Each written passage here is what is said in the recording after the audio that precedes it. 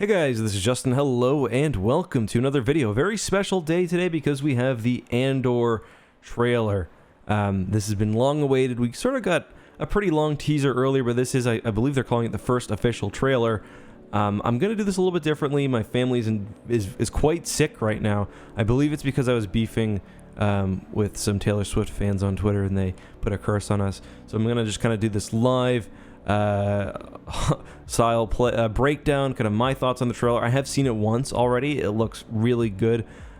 Before we begin though, I do just want to highlight something that will probably matter to you if you're looking forward to this show. The premiere dates changed. It was originally scheduled to come out at the end of August. I believe it was actually August 31st. Now it's coming out on the 21st. They also put it somewhere else in the trailer, whether it matters or not. Why? I'm guessing because of streaming competition. I think Rings of Power is coming out, the Lord of the Rings show. We got the Game of Thrones show and She-Hulk. That looks awful. It's very possible that they're simply just trying to help She-Hulk because it doesn't look good.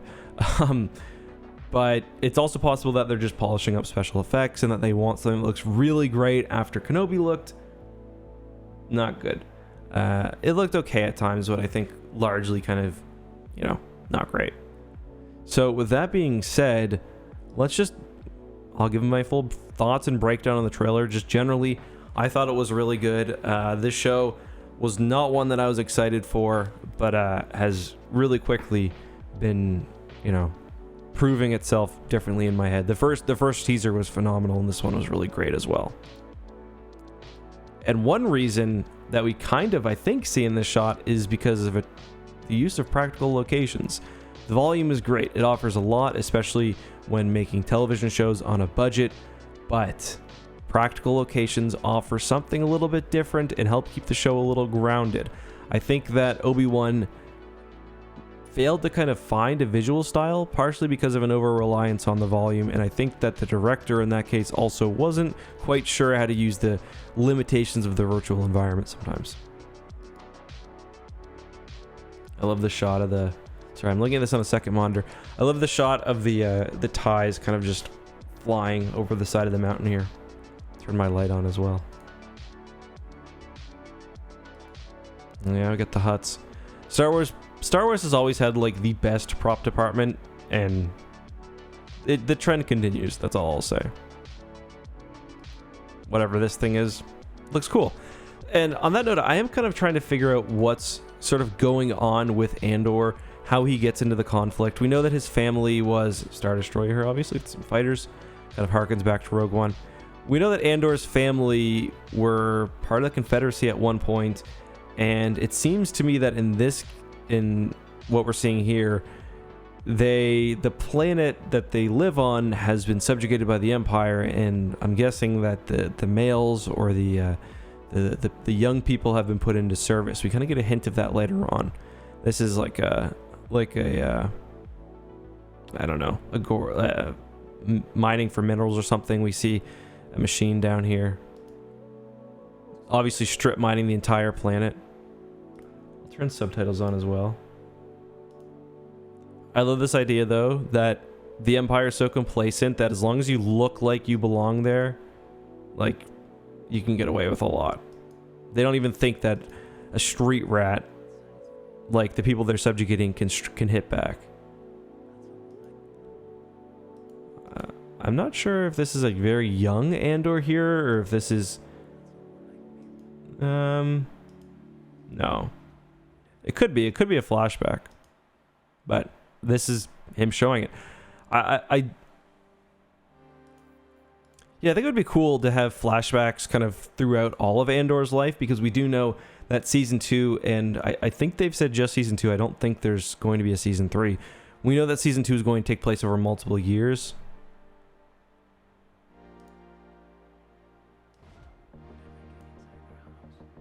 Yeah. So he starts off, as a young man, breaking into Imperial bases and stealing things, beating things up, and his rebellion gets more and more kind of formalized.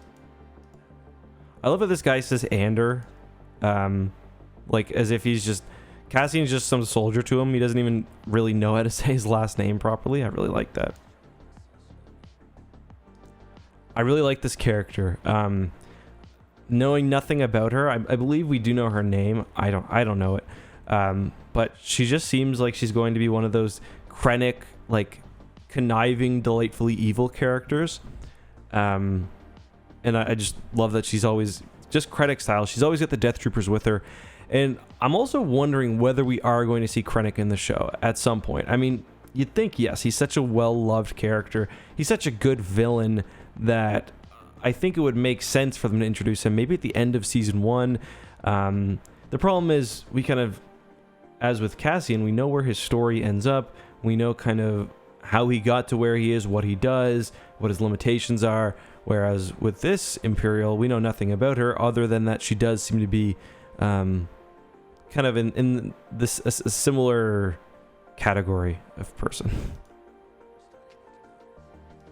I like this the local security forces here.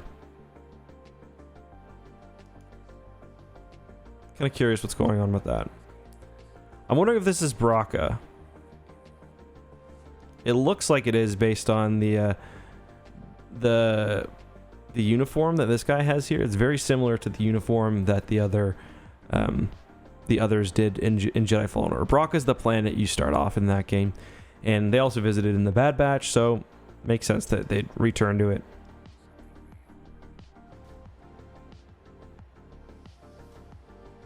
I have no idea what this ship is. I'm guessing it's some sort of Corellian freighter.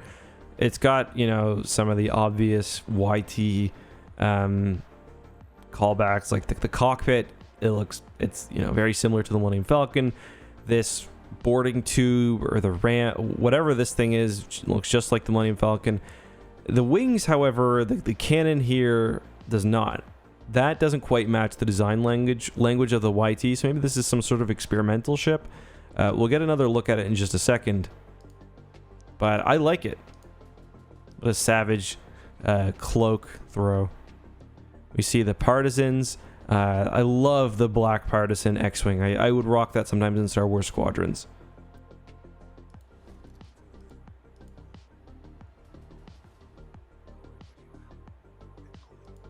So Saw, not surprised to see him back. I don't think it was officially confirmed, but I mean, I would have put money on him returning in the show. I think that this show is called Andor, but if Star Wars Rebels didn't exist, you could have called it Star Wars Rebels or Star Wars Rebellion, because it does seem like, especially in Season 2, which again is going to take place with time jumps, that this show is really going to be about the formation of the Alliance, the early years. You know, Saw's out there, you know, violent and dangerous. Mon Mothma, on the other hand, is working things from the inside, and Andor is probably doing a mix of both. We see that he's got his brutal side in Rogue One as well. I love this scene. Almost looks like, I'm guessing that these are army troopers. This kind of reminds me of, yeah, it looks like the helmet that Han was wearing in Solo. So I'm guessing these are army troopers putting down some revolt or rebellion. See the Imperial Lats, really cool looking. Actually, I think that it was confirmed these are not Imperial. These are belonging to whichever security force we've been seeing. So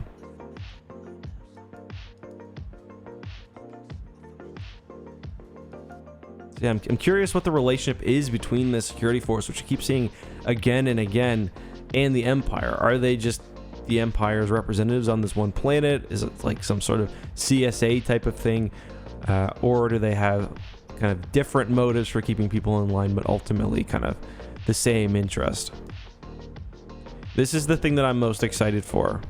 Kind of the political intrigue. Also, this guy right here. This guy just looks like the mousiest little Imperial ever. He kind of reminds me of from the Halo TV show, Halsey's assistant. Trying to figure out what this could be a map of here. I don't know. Probably some rebel compound. Honestly, kind of Admiral Akbar wouldn't have enjoyed that. It's a pretty, like, offensive thing to say in a galaxy that has lots of sentient fish. But I guess they are the Empire. So So this guy seems like he's some sort of... People were thinking this is Chancellor Valorum. It's absolutely not. That's Terrence Stamp, who's had some controversy lately because of an interview that came back, but that's for another video. But this is the thing that I'm really excited for. The political intrigue. This guy is obviously some nobility or something, some high-class guy on Coruscant, maybe even another senator. We see him meeting with Mon Mothma. He seems like he's someone who's grown very, very comfortable under the Empire and is sort of fighting an eternal battle of whether to, you know, rebel and go with kind of his heart and his morals and everything else, or if he, you know, is happy to walk around in a robe all day. So this is the Colin Cantwell Star Destroyer. This was originally featured in Solo. Only it was designed for Solo. It was featured only in a hologram when they're at the Imperial registration. But originally it was designed for a larger scene. These are tractor beam projectors. Very relevant if you watched my video yesterday. This one looks like it's taking a kick to the teeth a little bit. And we see he's fighting... At first I thought it might be the TIE Brute from Solo, but it's just a TIE Bomber, I think. Definitely just a TIE Bomber. Yeah, these Coruscant scenes look amazing. I'm so excited to return to Coruscant in a real meaningful way. It's so weird that planet's been totally ignored. And yeah, the first look at the Senate, it looks great. Seeing mostly humans, it's kind of a pretty stark contrast to what the Senate was like in the prequels, where George Lucas threw as many aliens in there as he could, and I think that's definitely on purpose. That one might be an alien there. There might be a couple, but ever since I think it was one of the early Thrawn novels of New Canon, where we see the one with Price in it, I've been really excited to see kind of the high Imperial life from this perspective. And I like this quote: as long as everyone thinks I'm an irritation, like as long as they think that I'm just complaining, they won't realize what I'm actually doing, which is far potentially more destructive.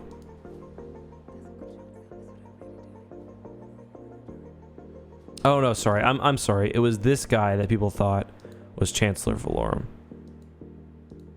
Is that the same? No, yeah, that's someone different. It's not Chancellor Valorum. It's also not the other guy. I'm excited by so many new characters. In the droid as well. So yeah, I think we're going to see lots of kind of little stories. Individuals contributing to the rebellion in their own way. I assume that this is kind of one of the forced labor camps. Maybe Cassian's breaking in and helping people out. 4 arms. Nice bit of nice effects there. Nice bit of creature building. Kind of reminds me of Ochi. And Cal Kestis obviously on the table. No, it's not, but...